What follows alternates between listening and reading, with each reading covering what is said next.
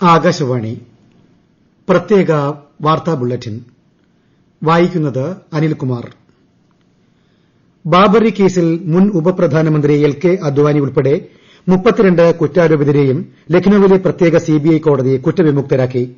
പൊളിച്ചുനീക്കൽ നടന്നത് നിമിഷനേരം കൊണ്ടാണെന്നും ഇത് മുൻകൂട്ടി ആസൂത്രണം ചെയ്ത സംഭവമല്ലെന്നും പ്രത്യേക സിബിഐ കോടതി ജഡ്ജി സുരേന്ദ്രകുമാർ യാദവ് വ്യക്തമാക്കി.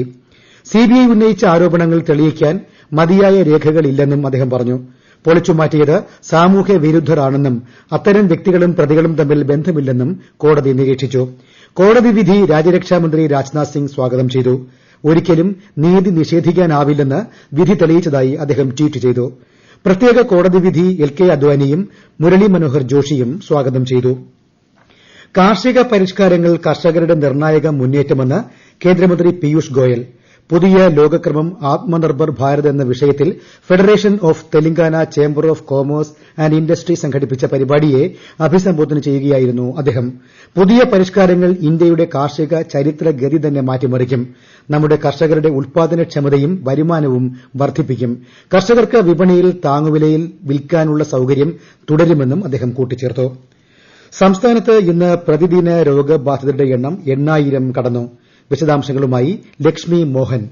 ഇന്ന് 8830 പേർക്ക് കോവിഡ്-19 സ്ഥിരീകരിച്ചതായി ആരോഗ്യമന്ത്രി കെ ശൈലജ അറിയിച്ചു. 3536 പേർ രോഗമുക്തി നേടി. എറണാകുളം 1056, തിരുവനന്തപുരം 986, മലപ്പുറം 977, കോഴിക്കോട് 942, കൊല്ലം 812, തൃശൂർ 808, ആലപ്പുഴ 679, പാലക്കാട് 631, കണ്ണൂർ 519, കോട്ടയം 442, കാസർഗോഡ് 321, പത്തനംതിട്ട 286, വയനാട് 214, ഇടുക്കി 187 എന്നിങ്ങനെയാണ് ജില്ല തിരിച്ചുള്ള കണക്കുകൾ. 23 മരണങ്ങളാണ് ഇന്ന് കോവിഡ് മൂലമാണെന്ന് സ്ഥിരീകരിച്ചത്. ഇന്ന് രോഗം സ്ഥിരീകരിച്ചവരിൽ 58 പേർ വിദേശ രാജ്യങ്ങളിൽ നിന്നും 164 പേർ മറ്റ് സംസ്ഥാനങ്ങളിൽ നിന്നും വന്നതാണ്. 7695 പേർക്ക് സമ്പർക്കത്തിലൂടെയാണ് രോഗബാധ.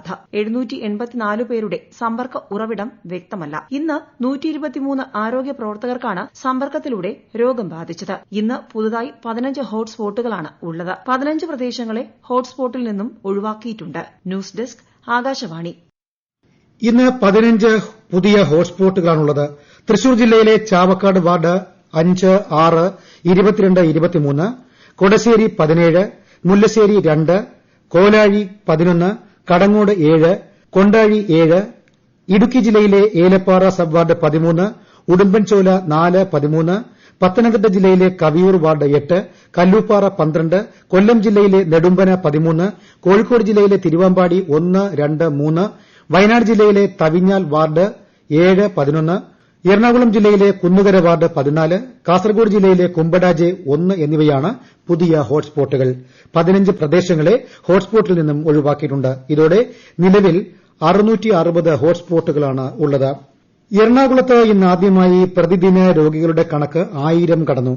വിശദാംശങ്ങളുമായി ആകാശവാണി ലേഖകൻ എൻ.സി. ജയചന്ദ്രൻ. സംസ്ഥാനത്ത് ഇന്ന് ഏറ്റവും കൂടുതൽ കോവിഡ് കേസുകൾ റിപ്പോർട്ട് ചെയ്തിട്ടുള്ളത് എറണാകുളം ജില്ലയിലാണ്. 1056 പേർക്കാണ് രോഗം റിപ്പോർട്ട് ചെയ്തിട്ടുള്ളത്. ജില്ലയിൽ ഇതുവരെ ഇത്രയും പേർക്ക് ഒരു ദിവസം രോഗം റിപ്പോർട്ട് ചെയ്യുന്നത് ആദ്യമായിട്ടാണ്. ഇതിൽ 896 പേർക്ക് സമ്പർക്കം വഴിയാണ് രോഗം ബാധിച്ചത്. 140 പേരുടെ ഉറവിടം കണ്ടെത്താനായിട്ടില്ല. രോഗം സ്ഥിരീകരിച്ചവരിൽ 6 ആരോഗ്യ പ്രവർത്തകരും 6 INHS ഉദ്യോഗസ്ഥരും ഉൾപ്പെടുന്നു. ജില്ലയിൽ ഒരു മരണം ഇന്ന് റിപ്പോർട്ട് ചെയ്തു. പനങ്ങാട് സ്വദേശിനി ലീലയാണ് മരണമടഞ്ഞത്. 263 പേർ രോഗമുക്തി നേടി. ഇപ്പോൾ 7875 പേരാണ് ജില്ലയിൽ ചികിത്സയിൽ കഴിയുന്നത്. രോഗികളുടെ എണ്ണം വർദ്ധിക്കുന്ന സാഹചര്യം കണക്കിലെടുത്ത് ജില്ലയിൽ കൊറോണ ഫ്ലൈയിംഗ് സ്ക്വാഡുകൾ രൂപീകരിക്കാൻ തീരുമാനമായി. പുതുതായി 8 പ്രഥമ ചികിത്സാ കേന്ദ്രങ്ങൾ കൂടി ഉടനെ പ്രവർത്തനം ആരംഭിക്കും.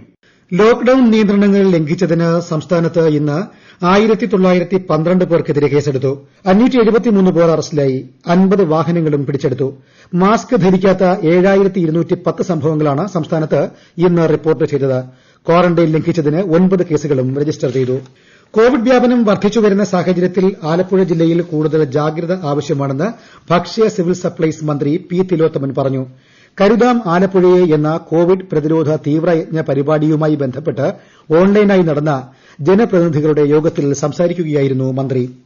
കൊല്ലം ജില്ലയിൽ ഇന്ന് 812 പേർക്ക് കൂടി കോവിഡ് സ്ഥിരീകരിച്ചു. 295 പേർ രോഗമുക്തരായി. വിശദാംശങ്ങളുമായി ആകാശവാണി പ്രതിനിധി നീരജ് ലാൽ. ജില്ലയിൽ പ്രതിദിന കോവിഡ് രോഗികളുടെ എണ്ണത്തിൽ വലിയ ആശങ്കയുളവാക്കുന്ന വർധനവാണ് ഇന്ന് ഉണ്ടായിരിക്കുന്നത്. ഇത്രയധികം പേർക്ക് ഒരു ദിവസം രോഗം സ്ഥിരീകരിക്കുന്നത് ആദ്യമായാണ്. 4 ആരോഗ്യ പ്രവർത്തകർ ഉൾപ്പെടെ 809 പേർക്കും സമ്പർക്കം വഴിയാണ് രോഗബാധ. ജില്ലയിലെ ഗ്രാമപ്രദേശങ്ങളിലും രോഗവ്യാപനം കൂടുതലാണ്. എന്നാൽ അതിന്റെയൊക്കെ 10 മടങ്ങാണ് കൊല്ലം നഗരത്തിൽ രോഗം ഓരോ ദിവസം സ്ഥിരീകരിക്കുന്നവരുടെ എണ്ണം. കൊല്ലം കോർപ്പറേഷൻ നിവാസികളായ 223 പേർക്കാണ് ഇന്ന് രോഗം സ്ഥിരീകരിച്ചത്. ആലപ്പാട്, കുലശേഖരപുരം, കരുനാഗപ്പള്ളി എന്നീ പ്രദേശങ്ങളിലും സമ്പർക്ക രോഗബാധിതരെ ഇന്ന് കൂടുതലായി കണ്ടെത്തി. 295 പേർ ഇന്ന് രോഗമുക്തി നേടി. കോവിഡ് പ്രതിരോധ പ്രവർത്തനങ്ങളുടെ ഭാഗമായി സ്റ്റേറ്റ് സെൻട്രൽ ലൈബ്രറിയിലെ പിഴസംഖ്യ ഒഴിവാക്കിയതിന്റെ കാലാവധി അവസാനിച്ചു. ഇനി മുതൽ മടക്കി നൽകുന്ന പുസ്തകങ്ങൾക്ക് മാർച്ച് 21 മുതൽ സെപ്റ്റംബർ 30 വരെയുള്ള പിഴസംഖ്യ ഒഴിവാക്കും. ഒക്ടോബർ 1 മുതലുള്ള പിഴസംഖ്യ പൂർണ്ണമായും ഈടാക്കും. കാസർഗോഡ് ജില്ലയിൽ പുതുതായി ആരംഭിച്ച ആശുപത്രിക്ക് ഒന്നാം ഘട്ടമായി 191 തസ്തികകൾ സൃഷ്ടിക്കാൻ മന്ത്രിസഭായോഗം അനുമതി നൽകിയതായി മന്ത്രി കെ ശൈലജ അറിയിച്ചു. കോവിഡ് പ്രവർത്തനങ്ങളുടെ ഭാഗമായി ടാറ്റ ഗ്രൂപ്പ് സംസ്ഥാനത്തിന് സൌജന്യമായി നിർമ്മിച്ചു നൽകിയതാണ് ഈ ആശുപത്രി. ഇപ്പോൾ കോവിഡ് ആശുപത്രിയായാണ് ഇത് പ്രവർത്തിക്കുന്നത്.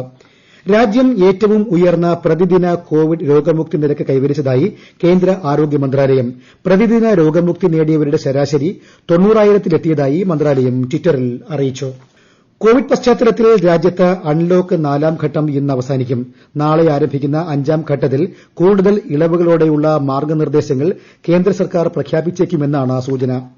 തലശ്ശേരി സർക്കാർ ബ്രണ്ണൻ കോളേജിൽ പൂർത്തീകരിച്ച പദ്ധതികളുടെ ഉദ്ഘാടനവും പുതിയ പദ്ധതികളുടെ ശിലാസ്ഥാപനവും നാളെ മുഖ്യമന്ത്രി പിണറായി വിജയൻ ഓൺലൈനായി നിർവഹിക്കും. ഉന്നത വിദ്യാഭ്യാസ മന്ത്രി കെ ടി ജലീൽ അധ്യക്ഷനാകും. മഞ്ചേശ്വരം മത്സ്യബന്ധന തുറമുഖത്തിന്റെ ഉദ്ഘാടനം മുഖ്യമന്ത്രി പിണറായി വിജയൻ നാളെ നിർവഹിക്കും. വിശദാംശങ്ങളുമായി ആകാശവാണി പ്രതിനിധി പി ജഗന്നിവാസൻ. ഏറെക്കാലത്തെ കാത്തിരിപ്പിന് ശേഷം യാഥാർത്ഥ്യമായ കാസർഗോഡ് മഞ്ചേശ്വരം മത്സ്യബന്ധന തുറമുഖം മുഖ്യമന്ത്രി പിണറായി വിജയൻ നാളെ നാടിന് സമർപ്പിക്കും. കേന്ദ്ര മൃഗസംരക്ഷണ ക്ഷീരവികസന മത്സ്യബന്ധന വകുപ്പ് മന്ത്രി ഗിരിരാജ് സിംഗ് വിശിഷ്ട അതിഥിയാവും. മഞ്ചേശ്വരത്തെ 22 കിലോമീറ്റർ ദൈർഘ്യം വരുന്ന തീരമേഖലയിൽ മത്സ്യബന്ധനവും പ്രകൃതിദത്തമായ സൌകര്യങ്ങളും ഒത്തുചേർന്നതും മത്സ്യത്തൊഴിലാളി ആവാസ കേന്ദ്രങ്ങളോട് ചേർന്ന് കിടക്കുന്നതുമായ പ്രദേശത്താണ് ഹാർബർ നിർമ്മിച്ചിട്ടുള്ളത്. വർഷങ്ങളുടെ പഴക്കമുള്ള തൊഴിലാളികളുടെ ആവശ്യം യാഥാർത്ഥ്യമാക്കാൻ 2011 പദ്ധതി കേന്ദ്ര സർക്കാരിന് അനുമതിക്കായി സമർപ്പിച്ചത്. 48.80 കോടി രൂപ അടങ്കൽ വരുന്ന പദ്ധതിക്ക് 2013 75% കേന്ദ്ര സഹായത്തോടെ അംഗീകാരം ലഭിച്ചത്. 2014 നിർമ്മാണ പ്രവർത്തനങ്ങൾ ആരംഭിച്ചെങ്കിലും ഇപ്പോഴാണ് ഹാർബർ യാഥാർത്ഥ്യമായത്. തുറമുഖം പ്രാവർത്തികമാവുന്നതോടെ പ്രദേശത്തെ 1200-ലധികം മത്സ്യത്തൊഴിലാളികൾക്ക് പ്രത്യക്ഷമായും 4800-ലധികം പേർക്ക് പരോക്ഷമായും പ്രയോജനം ലഭിക്കും. മത്സ്യത്തൊഴിലാളികളുമായി ബന്ധപ്പെട്ട വിപണനത്തിനും കയറ്റുമതിയിലും ഏർപ്പെട്ട അനുബന്ധ തൊഴിലവസരങ്ങൾ വർദ്ധിപ്പിക്കുന്നതിനും പദ്ധതി സഹായകമാവും.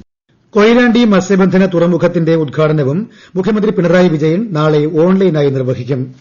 വിഴിഞ്ഞം തുറമുഖത്തിന്റെ പുലിമുട്ട് നിർമ്മാണം വേഗത്തിൽ പൂർത്തിയാക്കാൻ നിർദ്ദേശം നൽകിയതായി തുറമുഖ മന്ത്രി രാമചന്ദ്രൻ കടന്നപ്പള്ളി പറഞ്ഞു. വിഴിഞ്ഞം തുറമുഖത്തിന്റെ പോർട്ട് ഓപ്പറേഷൻ കെട്ടിടം ഓൺലൈനിൽ ഉദ്ഘാടനം ചെയ്യുകയായിരുന്നു അദ്ദേഹം. ലൈഫ് മിഷൻ പദ്ധതിയിൽ സിബിഐ രജിസ്റ്റർ ചെയ്ത പ്രഥമ വിവര റിപ്പോർട്ട് റദ്ദാക്കണമെന്നാവശ്യപ്പെട്ട് സംസ്ഥാന സർക്കാർ ഹൈക്കോടതിയിൽ ഹർജി നൽകി. അഡ്വക്കേറ്റ് ജനറലിന്റെ നിയമോപദേശത്തിന്റെ അടിസ്ഥാനത്തിലാണ് സർക്കാർ ഹർജി നൽകിയത്. ഇന്ന് പരിഗണിക്കാനിരുന്ന ലാവ്ലിൻ കേസ് സുപ്രീംകോടതി അടുത്ത വ്യാഴാഴ്ചത്തേക്ക് മാറ്റി. ലാവ്ലിൻ കേസ് മറ്റൊരു ബെഞ്ചിലേക്ക് വിടാൻ ജസ്റ്റിസ് യു ലളിത് ഉത്തരവിട്ടിരുന്നെങ്കിലും വീണ്ടും അദ്ദേഹത്തിന്റെ ബെഞ്ച് മുമ്പാകെയാണ് കേസെത്തിയത്. പന്നിയാർ, ചെങ്കുളം, പള്ളിവാസൽ ജലവൈദ്യുത പദ്ധതികളുടെ നവീകരണത്തിന് കാനഡയിലെ SNC ലാവ്ലിൻ കമ്പനിയുമായി ഉണ്ടാക്കിയ കരാറിൽ ക്രമക്കേടുണ്ടായിട്ടുണ്ടെന്നാണ് കേസ്. കേസിൽ പിണറായി വിജയൻ, ഊർജ്ജ വകുപ്പ് മുൻ സെക്രട്ടറി കെ മോഹനചന്ദ്രൻ, മുൻ ജോയിന്റ് സെക്രട്ടറി ഫ്രാൻസിസ് എന്നിവരെ കുറ്റവിമുക്തരാക്കിയതിനെതിരെ സിബിഐ നൽകിയ അപ്പീലാണ് സുപ്രീംകോടതിക്ക് മുൻപാകെ ഉള്ളത്.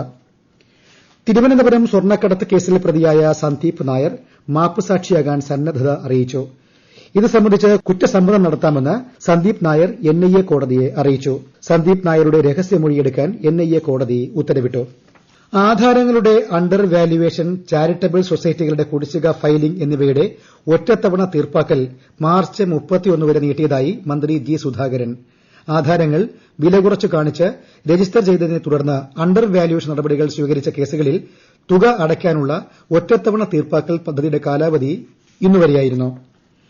ഗാന്ധി ജയന്തി ദിനത്തോടനുബന്ധിച്ച് പട്ടികജാതി പട്ടികവർഗ വികസന വകുപ്പിന്റെ ആഭിമുഖ്യത്തിൽ ഒക്ടോബർ 2 മുതൽ 16 വരെ സാമൂഹ്യ ഐക്യദാർഢ്യപക്ഷമായി ആചരിക്കുന്നു. പരിപാടിയുടെ സംസ്ഥാനതല ഉദ്ഘാടനം മന്ത്രി AK ബാലൻ വീഡിയോ കോൺഫറൻസിംഗിലൂടെ നിർവഹിക്കും. IPL ക്രിക്കറ്റിൽ രാജസ്ഥാൻ റോയൽസിനെതിരെ ആദ്യം ബാറ്റ് ചെയ്യുന്ന കൊൽക്കത്ത നൈറ്റ് റൈഡേഴ്സ് ഒടുവിൽ റിപ്പോർട്ട് കിട്ടുമ്പോൾ 18 ഓവറിൽ 5 വിക്കറ്റിന് 149 റൺസ് എടുത്തിട്ടുണ്ട്. പ്രത്യേക വാർത്തകൾ കഴിഞ്ഞു. അടുത്ത വാർത്താ പ്രക്ഷേപണം നാളെ രാവിലെ 6:45-ന്.